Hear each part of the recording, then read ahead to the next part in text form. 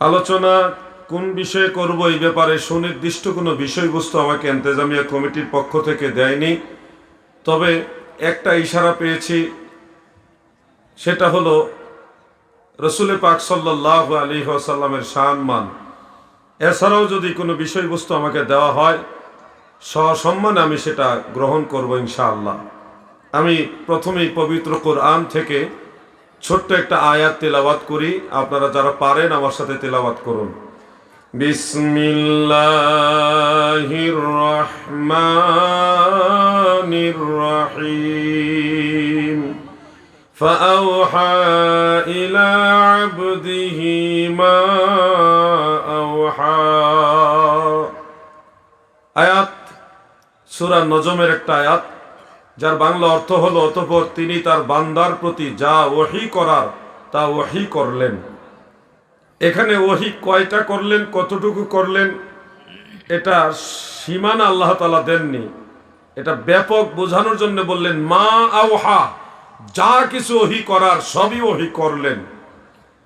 এই আয়াতের সমর্থক হিসেবে আরেকটা আয়াত পবিত্র কোরআনে আমরা পাই সূরা নিসার মধ্যে, সম্ভবত সেখানে আল্লাহ তাআলা বলেন ওয়ানজালাল্লাহু আলাইকাল কিতাবা ওয়াল হিকমাতা ওয়াআল্লামাকা মা লাম তাকুন তা'লাম ওয়া কানা ফাদলুল্লাহি আলাইকা আযীমা। নবী গো,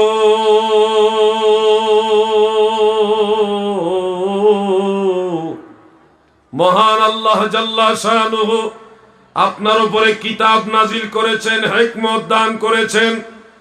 ওয়াআল্লামাকা মা লাম তাকুন তা'লাম, আপনার যা কিছু অজানা সব আমার আল্লাহ আপনাকে জানিয়েছেন। যা কিছু অজানা সবই আমার আল্লাহ জানাইছে। তাফসীরে জালালাইনের মধ্যে উল্লেখ রয়েছে ওয়াআল্লামাকা মিনাল আহকামি ওয়াল গায়বি মা লাম তাকুন তা'লাম, শরীয়তের আহকাম এবং গায়েবের যা কিছু অজানা, আমার নবীর যা কিছু অজানা ছিল সবই আমার আল্লাহ নবীজিকে জানায়া দিছে। সুবহানাল্লাহ। সূরা রহমানের মধ্যে কে জানাইছেন সেই ব্যাপারে আরো পরিষ্কার আল্লাহ তাআলা বলেন আর রহমান আল্লামাল কুরআন। রহমান মানে দয়াময় প্রভু আল্লাহ জাল্লা শানুহু, আল্লামাল কুরআন, আপনাকে কোরআন শিক্ষা দিয়েছেন। এখানে বোঝা যাচ্ছে আমার নবীজিকে যিনি শিক্ষা দিয়েছেন তিনি হলেন রহমান। রহমান কে? বলুন না কে? আল্লাহ। আমার আল্লাহ নবীজির যা কিছু জানানো দরকার তা সবই জানিয়েছেন। সূরা নজমের মধ্যে আল্লাহ তাআলা যেটা বলেছেন ফাআওহা ইলা আবদিহি মা আওহা, অতঃপর তিনার বান্দার প্রতি যা ওহী করার তা ওহী করলেন। এই ওহীটা কখন করলেন, কোন জায়গায় করলেন? সেটা কি জিবরিলের মাধ্যমে করলেন নাকি মাধ্যম ছাড়াই করলেন? এই ব্যাপারে আমি আপনাদেরকে একটু ক্লিয়ার করতে চাই। সূরা নজমের এই আয়াতের আরো দুই একটা আয়াতের মধ্যে আপনারা দুই একটা আগের আয়াতে আপনারা লক্ষ্য করতে পারেন আল্লাহ জাল্লা শানুহু বলেন, আমার আল্লাহ বলেন সুম্মা দানা ফাতাদাল্লা ফাকানা কাবা কাউসাইনি আও আদনা, অতঃপর তিনি তার নিকটবর্তী হলেন, এমনকি এত নিকটবর্তী হলেন যে দুই ধনুক কিংবা আরো নিকটবর্তী হয়ে গেছেন, এত কাছাকাছি গেলেন। ফাআওহা, অতঃপর ওহী করলেন মা ইলা আবদিহি, তিনার বান্দার প্রতি মা আওহা। এই যে নিকটবর্তী হওয়ার বিষয়টা, এটা নিয়ে দুইটা তাফসীর রয়েছে।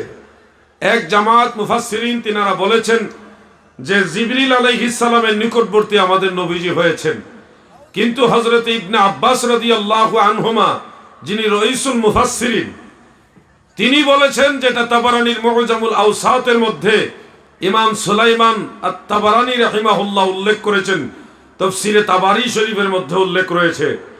এবং খাদিমুর রাসূল হযরত আনাস ইবনে মালিক রাদিয়াল্লাহু আনহু তিনি এটার ব্যাখ্যা করেছেন, যেটা সহিহ বুখারীর কিতাবুত তাফসীরের মধ্যে উল্লেখ রয়েছে। এছাড়াও উম্মুল মুমিনিন হযরত আসমা, তিনি হযরত আসমা রাদিয়াল্লাহু তাআলা আনহা, তিনি উম্মুল মুমিনিন সম্ভবত নয়, সিদ্দিক আকবর রাদিয়াল্লাহু তাআলা আনহুর কন্যা, তিনিও বর্ণনা করেছেন, যেটা খাসাইসুল কুবরার মধ্যে ইমাম জালালউদ্দিন সুয়ুতী রাহমাতুল্লাহ আলাইহি উল্লেখ করেছেন। যখন নিকটবর্তী হয়েছেন তখন নিকটবর্তী নৈকট্যের দৃষ্টিতে আমার নবীজি আল্লাহর নিকটবর্তী হয়েছেন। সুবহানাল্লাহ বলেন। সুম্মা দানা ফাতাদাল্লা ফাকানা কাবা কাউসাইনি আও আদনা। নৈকট্যের দৃষ্টিতে আমার নবী আল্লাহর এত এত নিকটবর্তী হয়েছেন যে দুই ধনুক কিংবা আরো নিকটবর্তী হয়েছেন। তখন আমার আল্লাহ ফাআওহা ইলা আবদিহি মা আওহা, তিনার বান্দার প্রতি যা কিছু ওহী করার তা ওহী করলেন। বন্ধুরা আমার, এখন আমরা জানবো এই ওহীটা কোন জায়গায় করেছেন। এটা কি পৃথিবীতে করেছেন নাকি অন্য কোথাও করেছেন? এই ব্যাপারে সহিহ বুখারীর কিতাবুত তাফসীরের মধ্যে হযরতে আনাস রাদিয়াল্লাহু আনহু থেকে হাদিস বর্ণিত, যখন নবীজি সিদরাতুল মুনতাহায় গেলেন, জিবরিল আলাইহিস সালাম ওখানে ক্ষান্ত হয়ে গেলেন। মিশকাত শরীফের 510 নম্বর পৃষ্ঠায় এবং মাসাবিহুস সুন্নাহর মধ্যে ইমাম বগবী রাহমাতুল্লাহ আলাইহি উল্লেখ করেছেন। মিরকাতুল মাফাতিহ ওই গ্রন্থের মধ্যে ইমাম মুল্লা আলী কারি হানাফি রাহমাতুল্লাহ আলাইহি তিনি পরিষ্কারভাবে উল্লেখ করেছেন। এছাড়াও আরো অনেক কিতাবের মধ্যে উল্লেখ, যখন সিদরাতুল মুনতাহার মধ্যে আমার দয়াল নবীজি গেল, জিবরিলকে নবীজি জিজ্ঞাসা করলো, ভাই জিবরিল, তুমি কি আল্লাহকে দেখেছো কিনা? জিবরিল কেঁদে দিলেন হাউমাউ করে, কাঁদতে কাঁদতে বলেন, ইয়া রাসূলুল্লাহ, দয়াল নবী গো, আমি কোনোদিনও আল্লাহ তাআলাকে দেখিনি। জিবরিল, তুমি যদি আল্লাহকে নাই দেখে থাকো, আমি রাসূলের কাছে ওহী নিয়ে যাও কিভাবে? কোন জায়গা থেকে ওহী নাও? কিভাবে ওহী নাও? হযরতে জিবরিল আলাইহিস সালাম বললেন, নবী গো, এই যে সিদরাতুল মুনতাহা, এখানে একটা বড়ই গাছ আছে। এই বড়ই গাছের পাতাগুলি হলো হাতির কানের সমান, আর বড়ইগুলি হলো একটা বিশাল মটকার সমান। এত বড় বিশাল বড়ই গাছ। জিবরিল বলে, ইয়া রাসূলুল্লাহ, দয়াল নবী গো, এই বড়ই গাছের নিচে হলো আমার ঠিকানা, এখানে আমি অবস্থান করি। আমার আল্লাহর তরফ থেকে ওহী আমি জিবরিলের কাছে আসে, আসার পরে ওই ওহীটা আমি আপনার কাছে পৌঁছায়া দেই, এতটুকুই আমার দায়িত্ব। ইয়া রাসূলুল্লাহ, জীবনভর আল্লাহর তরফ থেকে ওহী সমূহ আপনি রাসূলের কাছে আমি পৌঁছায়া দিলাম, কোনোদিনও আল্লাহকে দেখার ভাগ্য জোটে নাই। আল্লাহর হাবিব রাহমাতুল লিল আলামিন দয়াল নবীজি ইরশাদ করেন, তখন জিবরিল আলাইহিস সালাম বললেন, নবী গো, এই যে সিদরাতুল মুনতাহার সীমানা এরিয়া, এর ওই পারে, সীমানার ওই পারে যদি আমি জিবরিল একবার যাই, চুল পরিমাণ অগ্রসর হই, আল্লাহর নূরের তাজাল্লিতে আমি জিবরিলের 650 নূরের পাখা জ্বলে সারখার হয়ে যাবে। এখান থেকে আমরা বুঝলাম হযরতে জিবরিল সিদরাতুল মুনতাহার ওই পারে যেতে পারে না। সহিহ বুখারীর কিতাবুত তাফসীরের মধ্যে, আমি তো দলিল ভিত্তিক আলোচনা করি, আপনারা এগুলি শুনে আশা করি উপকৃত হবেন। আমি বেশি গজলও জানি না, কাহিনী সুলভ আলোচনা কম করি, বিরক্ত হবেন না তো? তথ্যভিত্তিক কথা বলি, আমার একটা নীতি। আমি যে কোনো কথা বলবো, আমি মন গড়া কথা বলবো না, আমার কথা আমি বলবো না। কোন কিতাবে, কোরআনের কোন সূরায় কত নম্বর আয়াতে, বা কোন হাদিসে, কোন তাফসিরে, কোন সরায় কি আছে, সেই দলিলগুলি আপনাদের ডকুমেন্টারি একটা তথ্যভিত্তিক আলোচনা দেওয়ার চেষ্টা করবো ইনশাআল্লাহ। আমি কখনো মন গড়া আলোচনা করি না, আন্দাজে কখনো কিতাবের নাম বলি না। আপনারা আল্লাহর উপর বিশ্বাস রেখে, আল্লাহর উপর ভরসা রেখে, আমি গুনাহগার, আল্লাহর উপর ভরসা রেখে আপনাদের বলতেছি, আপনারা কথাগুলি একেবারে নিখুঁতভাবে নিতে পারেন। নিখুঁত দাবি করছি না, নিতে পারেন বিশ্বাসের উপরে রেখে। জিবরিল আলাইহিস সালাম সিদরাতুল মুনতাহার ওই পারে যেতে পারে না, যেতে পারে না। সহিহ বুখারীর কিতাবুত তাফসীরের মধ্যে হযরত আনাস রাদিয়াল্লাহু আনহু তিনি বর্ণনা করেছেন, আল্লাহর হাবিব আমার দয়াল নবীজিকে আমার আল্লাহ এত উপরের দিকে নিছে, সিদরাতুল মুনতাহা পার করায়া আল্লাহর আরশ, কুরসি, লৌহ কলম সব কিছু পার করাইয়া এত উপরে নিছে গো, এত উপরে নিছে। হযরতে আনাস বলেন, আমার নবীজিকে আল্লাহ এত উপরে নিছে যে স্থান, যেই জায়গা সম্পর্কে আমার আল্লাহ ছাড়া আর কেউ জানে না। সুবহানাল্লাহ। সুম্মা দানা ফাতাদাল্লাহ ফাকানা কাবা কাউসাইনি আও আদনা। দাদু হযরত আনাস বর্ণনা করেন যে এমন জায়গায় নিয়েছেন লা ইয়ালামুহু ইল্লাল্লাহ, ওই স্থান সম্পর্কে আল্লাহ ছাড়া আর কেউ জানেই না। এজন্য উলামায়ে কেরাম বলেন এই জায়গার নাম হলো লা মাকান। এটার নাম কি? লা মাকান। ওখানে নিলেন যেখানে জিবরিল যেতে পারে না।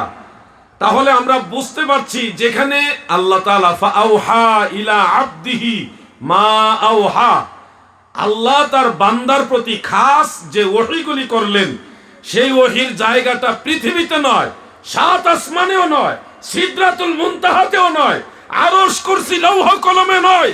এমন জায়গায় আমার আল্লাহ নবীজির প্রতি ওহী করেছেন যেই জায়গা সম্পর্কে আল্লাহ ছাড়া আর কেউ জানে না। সুবহানাল্লাহ। সুম্মা দানা ফাতাদাল্লাহ ফাকানা কাবা কাউসাইনি আও আদনা। দাদু গো,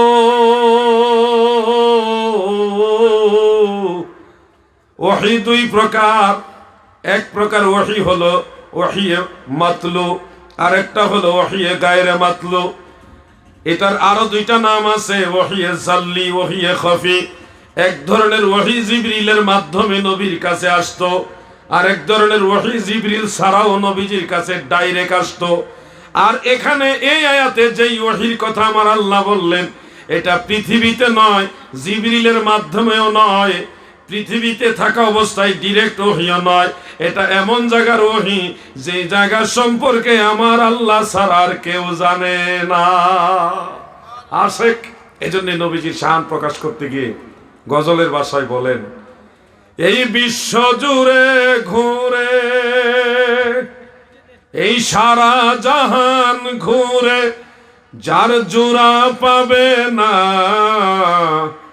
আমার নবীর মতো আর নবী পাবে না, আমার নবীর মতো আর নবী পাবে না।